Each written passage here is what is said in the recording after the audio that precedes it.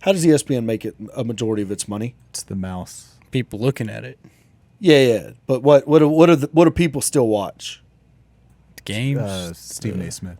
Nah, well, Stephen A. Smith maybe, but Super Bowl. They watch football. Yeah. Like football ratings, basketball ratings gone down. Baseball ratings have plummeted. I don't know who watches hockey. I have no idea what's going on with hockey. I think the people that watch hockey always will watch hockey. Yeah, but that all 6 of them. Yeah. You know, I think they're losers, but college football is growing. It's becoming more popular still, and the NFL is still growing. Those are 2 growing businesses as far as eyeballs are concerned. People still tune in and watch the games, and ESPN villainizes the players in their media all day long. Like, I'm not saying they shouldn't make this guy look good or look bad or, you know what I mean, any of that, but it's like, why do you why? Like, you pay billions of dollars to the NFL to show their game one night a week. You pay billions for what, 17 games, 18 games, however many games it is. I don't know what their contract is with them. Billions. You pay billions for the right to use their highlights. You pay billions of dollars for this to paint their employees in a bad light. And their employees in a bad light. But I don't know if you're a sports network, like, why is that content? I guess it's just selling controversy. I don't know. I mean, to me, it's always funny. They did a show. Oh, what was it called? It was Any Given Sunday. Any Given Sunday, the show. See if you can Google that.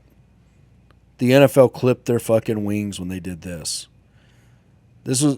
I don't think the NFL could clip their wings. The show, not the movie, the show. TV series. There it is. It ran one season, and it was so good. No, never mind. This ain't it. Australian? No, this ain't it.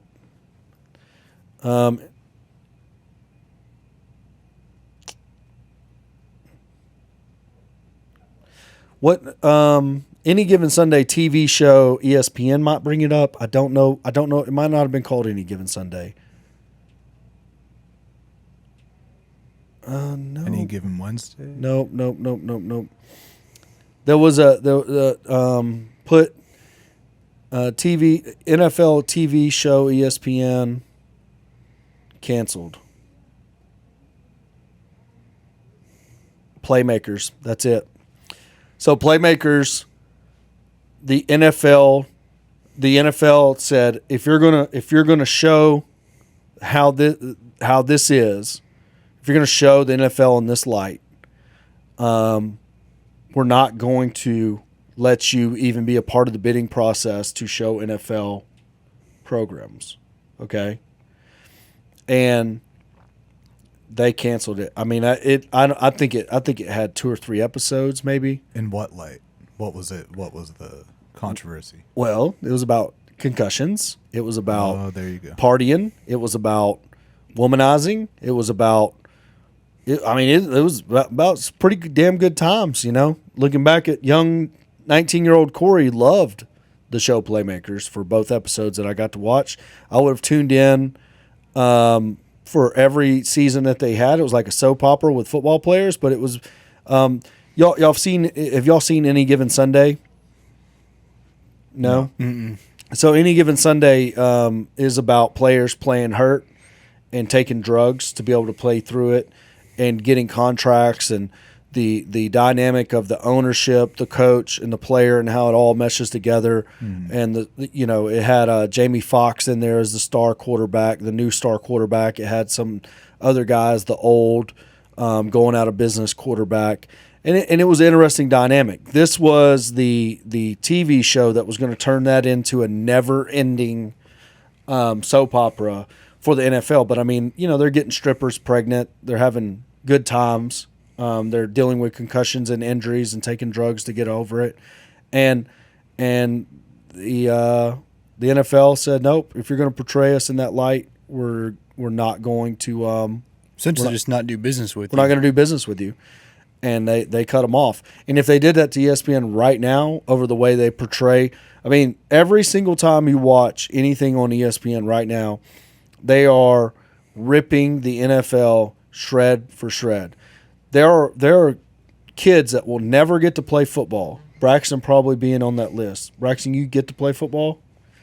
I was not allowed to. Not allowed to play football because of what ESPN put out there about the risk of injuries for children like Braxton. Do you know how hard it would be for Braxton to get his brain destroyed in youth football? Like, Didn't matter. That's all you hear about. it's all you hear about. But breaking your back or having a Parkinson's or something. such a small chance of that happening. But Braxton never got to experience football, never got to experience playing football because of the risk. Now, does the risk go up in college? Exponentially. College players deal with a lot of concussions, deal with a lot of brain injuries. It exponentially worse in college, and then the NFL has their own set of 99 challenges. NFL 91, college 21% of high school football players. That's more than a tiny probability. No. 1 in Youth 5. football. Well, you did also say exponentially into college to 21 to 91. 21% still is not 21 good. is 21 to crazy. 91. Yes. And how many of the 21 of high school, were college? Like, let's take it down to size of school. Braxton playing in a 1A school versus Braxton playing in a 5A school. Like, once the competition, the speed of the game is so much faster at 5A versus 3A.